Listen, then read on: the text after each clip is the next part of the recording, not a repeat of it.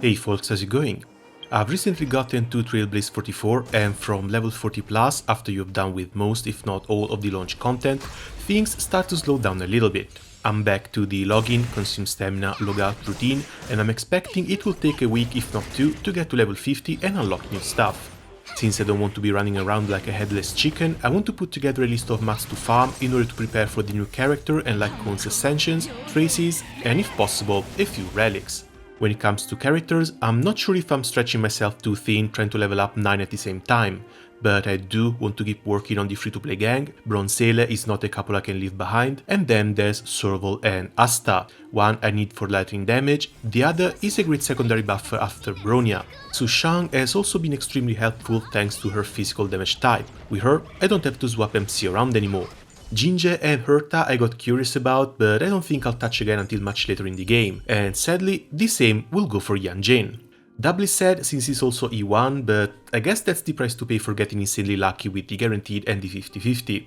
Content-wise, Simulated Universe's difficulty 2 for World 3 and 4 hasn't been too bad, but I want to be ready for Worlds 5 and 6. Dan Heng and Su Shang should be okay to take care of Kafka, while Kokolia needs to be warmed up by a couple of fire units. Next up would be Forgotten Hall, for which I've managed to clear all 15 floors, just missing a couple of stars due to being 3 to 4 cycles off. Some extra levels or slightly better relics should fix that. Memory of Chaos is a bit of a different beast though, as it opens with 2 level 68 boss fights on the first half and Gepard on the second. I don't think I'll be touching these until my teams are level 70.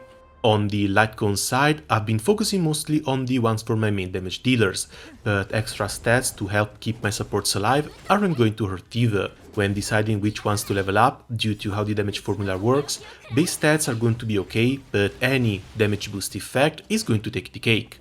Cruising the Stellar Sea sadly doesn't have any, but it does bring a really nice crit rate stat, very helpful here in the mid game, and it should remain important later on as well, since we will likely want to approach 100% crit rate. River Flows in Spring I'm not a big fan of since you lose its effect when taking damage, but the other Hunt ones are from the gacha and I likely won't touch it until Kafka releases. 2 Hunt cones for 3 units though means I'll be swapping them around quite a lot. I'm not too fond of the idea of bringing the 3-star one past level 50. For Serval it's between seriousness of breakfast and make the world clamor, but Pompom's damage boost should affect everything, including damage over time.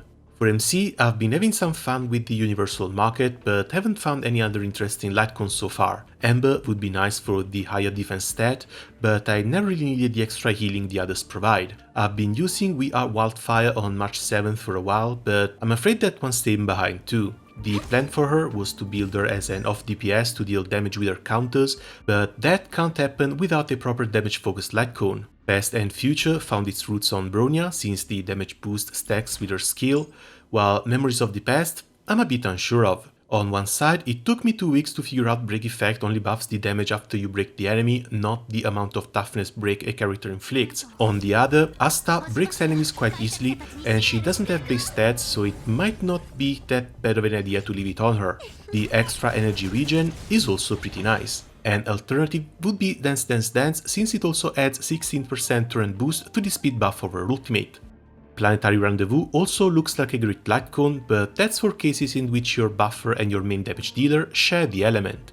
Bronya with Dan Heng, Asta with Hook, Tingyun with Serval or the General. Natasha can choose between the post-op conversation for some extra energy recharge or perfect timing for the added effect resistance. The second one also boosts the healing from her skill cast, but that's something I'm trying to use as little as possible, so I think she can safely keep her convo on. Distraction characters I don't really use. The Mole's Welcome You used to be on MC, but Sushang has taken over that role. Same thing would go for the Nihility ones. Sampo would be fun to run in a damage over time team, and Pela's massive defense down also looks very appealing. I just don't have the mats for either. Kafka is supposedly coming out in 1.2, but from here until the end of July/beginning of August, I should be able to get my main team up to speed and start pre-farming for her as well.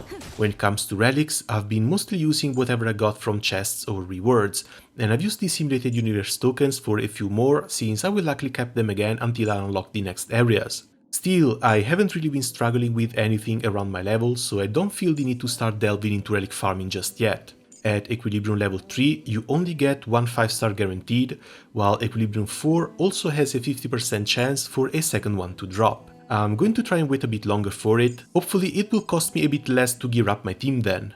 So, Awakening materials drop 3 at a time from Stagnant Shadows. 5-star characters want 20 of them, while 4 stars ask for 15. When it comes to quote-unquote open world materials, I'm not overly concerned since I've accumulated quite a lot already, so these should really not be an issue. Light cones and traces share the drops from the Crimson Calyxes, and for these I want to make a little bit of a list to get an estimate of how many items I'm going to need for each type. It ended up totaling 304 tier 2 materials and 32 tier 3 ones. In order to keep things simple, since the Calyxes drop mainly tier 1 mats, I've converted them down to a pretty scary 592. The domains themselves I couldn't run too many of, but it looks like they average 2.8 tier 1 materials per run. It would take 211 runs to get them all, for a total of 2100 Trailblaze power. To these we have to add the Ascension materials, which seem to drop 3 at a time from a 30 stamina domain. It's 138 total for another 42 runs, or 1200 more Trailblaze power. It looks like maxing out 9 characters and preparing them for the level 70 awakening is going to take around 3400 Trailblaze power, which at a rate of 1 per 6 minutes is going to take a little over 2 weeks. This is also not taking into account the experience and credits required to bring them from level 60 to 70, nor the trace level up materials for the new Ascension ranks. Hopefully the Calyxes will start dropping a few more mats at difficulty 5. Another thing to note is that I've just hit Trailblaze 45, going to 46 takes close to 5000 experience, and these will likely go up with further levels. Every 1 Trailblaze power spent gives 5 points of experience, so by the end of the grind it should amount to close to 17,000 total, which leaves me a bit far from the over 25,000 experience I expect to need for the level 50. I think I might do a little bit of relic farming once I get there, either that or just start pre-farming experience book and trace materials for the new Ascension. Right then, that's going to be it for me for the moment. As always, thanks a lot for watching, good luck with your grind cause this one is pretty damn long, and see ya soon. Ciao!